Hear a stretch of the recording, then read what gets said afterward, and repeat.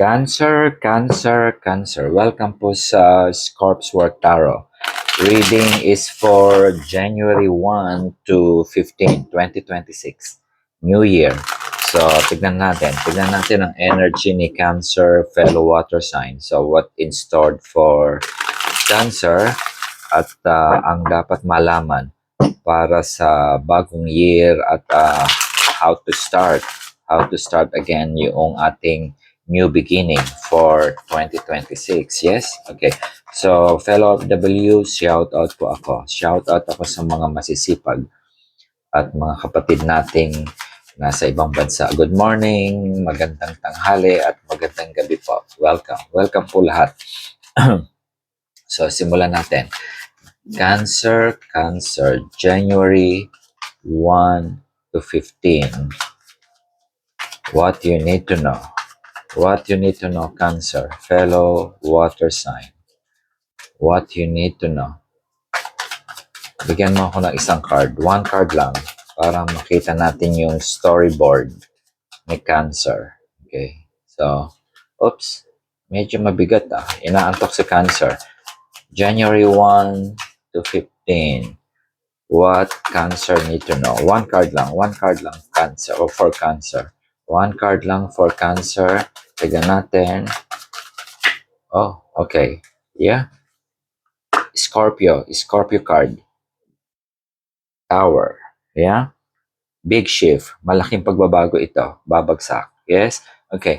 2026 po, year of the fire horse. So, maraming shift na mangyayari.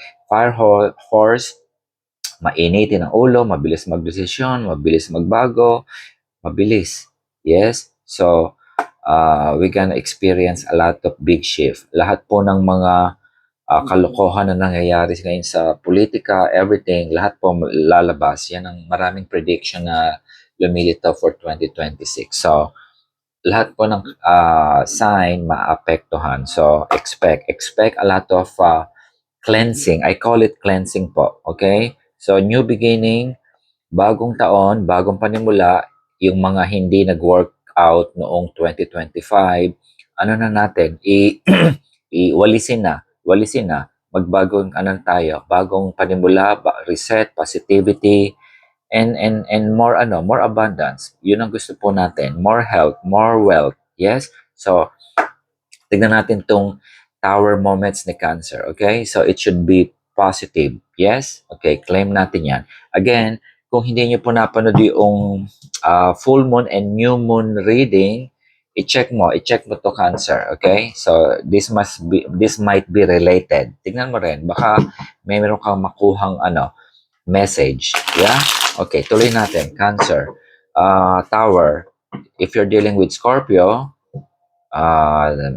malaki yung impact niya sa'yo. Yung influential. Yeah? Okay, fellow water sign. Okay. Tingnan natin what Cancer needs to know. January 1 to 15. Ano yung storyboard ni Cancer? So Scorpio din po ako kaya I like that tower moment. Yeah? Walang status ko kasi boring. Yeah, if we want abundance, kailangan inner work. Kailangan natin magsimula sa atin yan. The Emperor, may blessing na ng Emperor. So, the highest position sa tarot, Emperor, mas higher than the King. So, decision maker, yung yung achievement niya, like any hunter, nasa kanya na yung mga award na wala nang problemang hindi niya mariresolve. Alam niyang laruin. So, yun ang energy ni Cancer towards January 1 to 15. So, marami kang desisyon na gagawin, marami kang perang bibilangin, marami kang tuturuan at bibigyan ng guidance, marami kang papagalitan, marami kang le-lecturean, marami kang influence. Yeah? Okay, yung bawat sabihin mo, merong impact, very impactful sa surrounding mo. Tulong, walang problema. Pera, walang problema. Health, walang problema. Family, walang problema. That's abundance, okay? Yun ang effect noong shift noong universe, yeah? Kapag hindi gumagalaw, minsan Wala tayong control. Yes, pero ang universe kapag siya ang nag-decide, ano 'yan, walang balikan, walang balikan. So, be ready for that. Ang kailangan lang natin is always be ready do'n sa eventuality kasi wala tayong laban doon. 'Yun ang proseso, 'yun ang proseso, yeah? Kung destiny mo na mag-abroad or kung destiny mo ma makapag-asawa na on that time, babagsak yan maski na hindi mo hilingin. Also, be careful on what you wish for. Yeah? Full moon and new moon about expansion and growth. So, nag-open po yan. So, meaning kailangan may effort. Walang imposible po. Walang imposible. Basta may effort. Yeah? Yung emperor, may effort yan. Hindi naging emperor yan at hindi naging king to kung hindi nagtanim. Yeah? Kung hindi nagtanim. Minsan nangarap pero may effort din po. Okay. Tingnan natin. Ituloy natin yung storyboard. Tingnan natin yung storyboard ni Cancer. Fellow water sign. Okay. What else Cancer need to know? January 1 to 15. Wala kang problema na dito. Maganda itong reading na to. Okay. Tingnan natin. January 1 to 15. Give me blind spot. Blind spot for Cancer. Para bigyan natin ng masaya yung New Year. Looking forward to to more prosperity. Kailangan po natin yan. Alam ng mga OFW yan. Alam ng OFW. Okay, blind spot. What Cancer need to know? Give me one card. Cancer, what Cancer needs to know? What Cancer need to know? What Cancer need to know? Give me one card. One card. What Cancer needs to know? Okay. Inaantok si Cancer. Gising. Bagong taon, bagong simula. Bagong inspirasyon. Yeah? Okay. Oh. Are you dealing with Gemini? Yeah. Partnership. Partnership or new relationship. Okay. New connection na yung mas higher level. Kung meron kang na lang sa trabaho, yung mga kaopisina mo, mas lalo pang magiging deeper yung connection mo with that people. Sa boss mo, sa boyfriend mo or girlfriend mo or sa family mo, magiging closer kayo. That's how it is. It can be also crossroad kasi itong tower can be a wake-up call. It can be a wake-up call. Questions na, ito ba yung gusto ko? Okay? Dalawa po yan. It can be very deep level na mag-grow together or it can be questioning na baka hindi ito yung hinahanap ko. Okay? So, i-adapt nyo po yan. I-apply nyo po sa present situation. Yes? So, if it's not working out, then you need to make a decision. Yeah? You need to make a decision. The full moon message, if I remember, is balance at saka personal growth, intention for personal growth. So, hindi po natin makukuha yung personal growth kung halimbawa we are stuck on something na hindi naman pala mature sa atin or we don't learn anything. Yeah? Isa po yan ng isang subliminal meaning. Definitely help and also yung struktura ng buhay mo in terms of financial need, walang problema. Yes? Yung help darating, hindi siya mahirap, hindi po siya parang mabigat, 'di ba? Kapag minsan na dumarating yung time na especially merong babayaran, emergency cases, if that's what you're looking for, you don't need to worry on that one. Meron. Okay? Maaring part member of your family members, Cancer. Okay? Tingnan pa natin. Let us give Cancer a good reading. Good reading for preparation for 2026. Yeah? Okay? Oops. Dalawa yung binigay. Okay, basahin natin. Okay, Queen of Cups. Yeah? Okay, dealing with another Pisces or Scorpio or another Cancer. Okay? So emotion again, detach mo. We're looking for balance, always balance. Yes? Okay. So, mataas yung intuition, yung what you offer, ganun din ang babalik sa'yo. Yeah? Because of this lovers here, lover card. Meaning, balance in a relationship.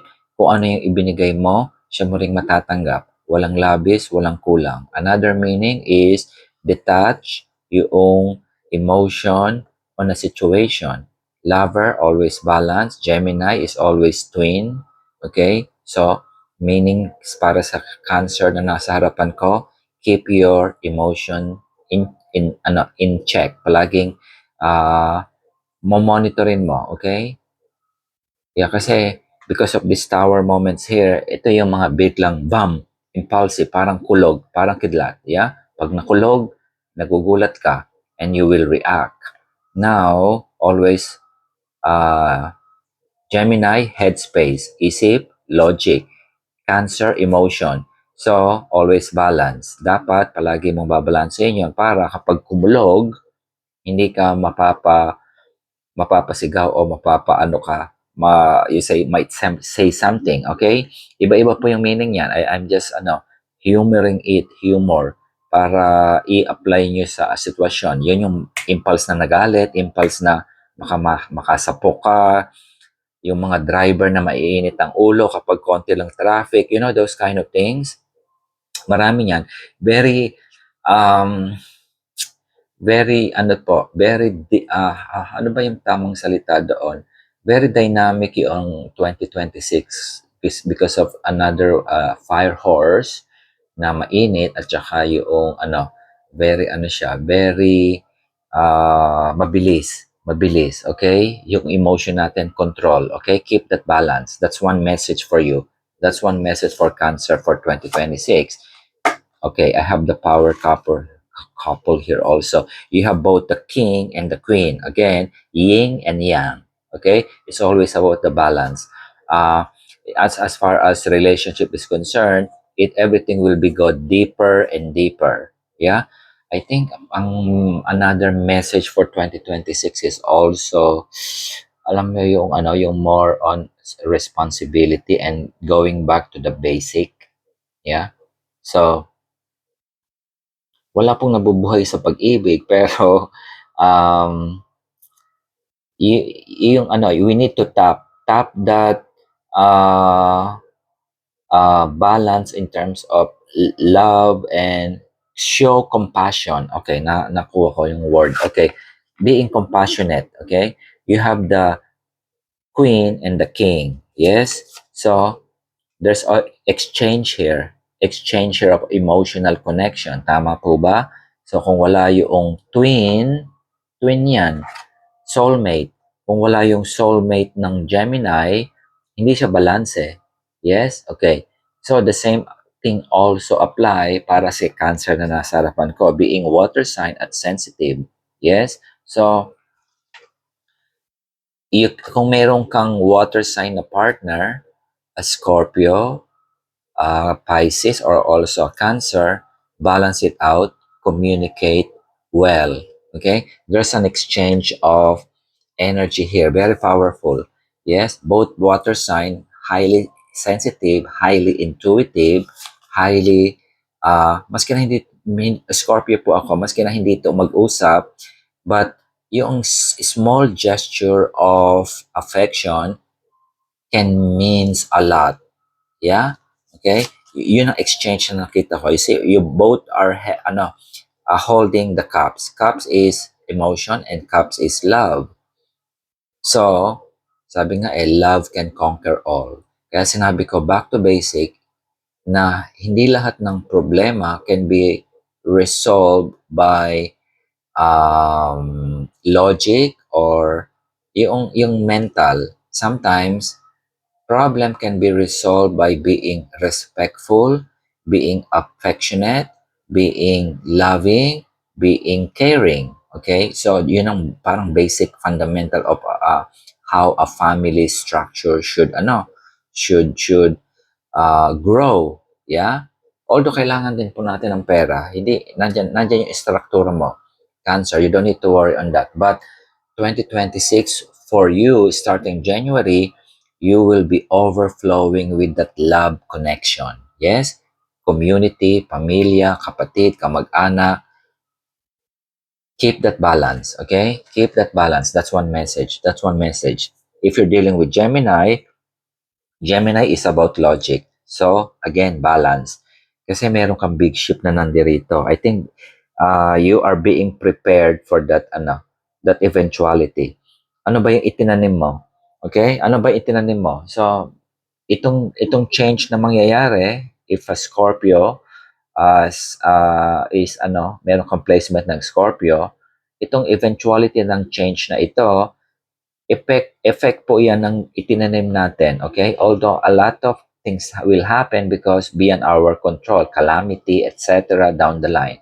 Pero yung effect, yung impact noong change na yon sa trabaho, sa career, sa health, kalusugan, pamilya, pera, may control pa rin tayo doon. That's what it means here. And we need to be prepared. We need to be prepared. However, keep that balance. Okay? That's one huge message para sa cancer na nasa harapan ko. This is a lovely reading. Kukuha pa ako ng isa. I can sense na you need one more.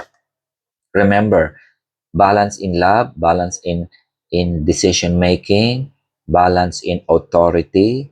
Yeah, para sa mga boss 'yan.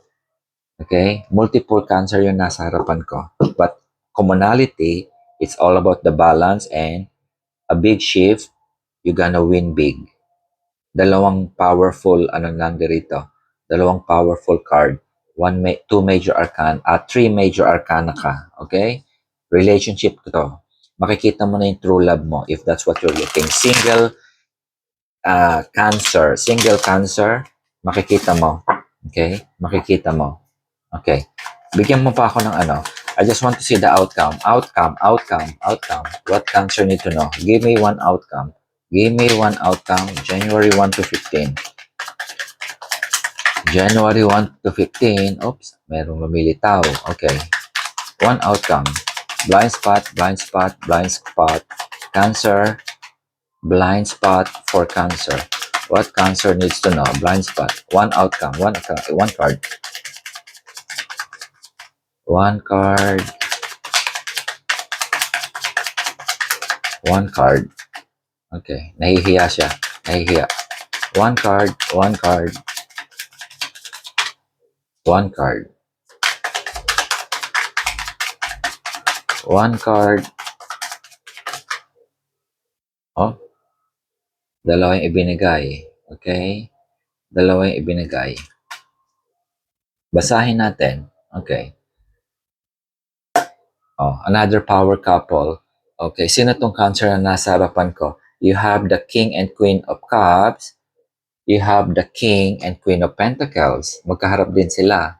Okay. So, ano pa hihingin mo, Cancer? So, this is relationship, fundamental ng buhay natin, support, and structure ng family life mo, how you define yourself as a person and also as a human being sa society na kinagagalawan mo.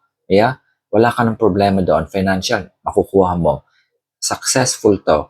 Again, iba-iba po yung definition natin ng successful kasi iba-iba po tayo ng background. So, makabayad again ng ng credit card buwan-buwan, that's success, that's abundance. Makakain ng tatlong pagkain, agahan, tanghalian, hapunan sa araw-araw, that's successful. Go for it. You're gonna have that. Wala kang problema. Towards January 1, it's a good start for you to manifest and claim it kasi may blessing ka na dito ng the Emperor pa. You are making the good decisions. That's what it means. Okay? There's no right and wrong po sa decision natin. Free will po kasi. Pero most of the time, the card and the universe is telling you always make a good decision. Practical and also emotional. Yeah? Pentacle, that's the practical side. Realidad ng buhay yan. Cups is the emotion. emotion, sentimental natin, minsan madrama tayo, kasama po yan. That what makes life colorful. Tama po ba? The moon, if you're dealing with Pisces, sabi ko meron kang kaibigan na ano okay? Um, tignan ko lang yung, baka may makita ako dito. Okay. Check mo yung full moon reading. Yeah, advanced reading ito. Uh, there's something huge. There's something huge that will happen on the full moon para sa Cancer na nakikita ko. Ano yung minanifest mo, okay? Kung sinabi mong manalo ka sa loto, ito yung mga tipong ganyan. Wait until that full moon. Again, nakikita niyo po yung water na underneath siya, okay? Just a cautious reminder siguro, don't make a decision kapag walang liwanag. Yeah? Walang liwanag. Yeah? Kasi hindi mo makita kung puti ba 'yon o itim. Yeah? If you know what I mean. Pag walang liwanag or wala pang clarity, don't make a rush decision. Yeah? Wait until the January 3 full moon and then you can make huge decision. Kasi this is a life changing. Ito yung mga tipong dumating yung migration na offer, dumating na sa'yo, na-approve na yung loan, mga on the way na positive na si Mrs., magkakaroon na kayo ng baby, kailangan mag-aasawa ka na, kailangan mo lumipat na at humiwalay sa family at bumili ng bahay. Ganyan po yan. That's how it is. Mabilisan. Wala nang urungan. Pero may blessing ka kasi you always make the right decision. Again, halimbawa yung mga kontrata, yung mga offer na malabo, parang use your intuition din. Amuyin mo, okay? Nakita ko yung wall, parang inaamoy yung full moon, okay? Amuyin mo. Malakas ang intuition mo, Cancer, okay? Kapag alam mo sa palagay mo na hindi siya puti, wag. Kapag hindi siya itim, don't. Okay? Mga ganong subliminal meaning ito. Hindi mo nakikita. Hindi mo nakikita. Always be careful on that. Yeah? Okay. So, this is a beautiful reading. One oracle, moon, para sa Cancer na nasa harapan ko. Let's see. What else you need to know? Tignan natin. Okay.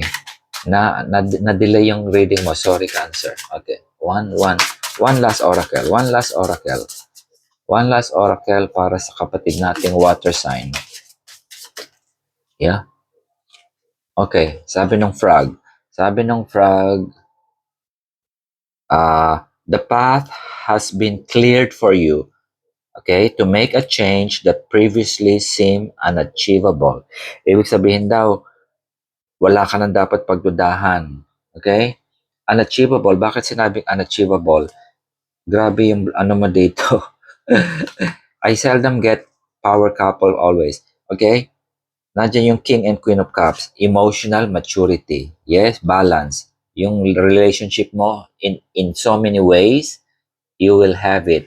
You will have that financial support also. Financial support, yung trabaho mo, ito na yung parang babagsak na. Yes, nandiyan na. Magtataka ka na lang palagi, bakit ako binigyan nito ng ng present nung office mate ko? Yung mga ganun tipo, bakit binigyan ako ng amo ko palagi ng ganito? Yung mga ganoon na out of the blue. Yes, out of the blue. Out of the blue. Again, be cautious also kasi maaring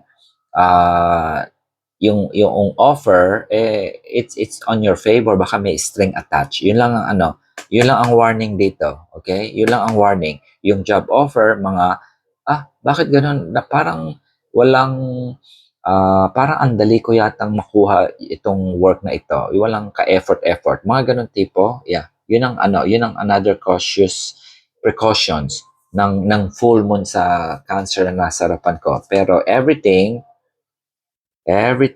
is talaga na cleared na. Okay. Everything is clear. Yeah, the coast is clear. Okay? So, Ready ka na? You just need to claim that. You just need to claim your victory. You just need to claim your abundance. You just need to claim your relationship balance. Yeah, you just need to claim that, and you just need to claim that uh, equality and respect na hinahanap mo because of this lover card. Yeah. So, magpapakapi ka, Cancer. Magpapakapi ka. So, yeah. So, January 1 to 15 reading po. So, sana nag-enjoy po kayo. Salamat po.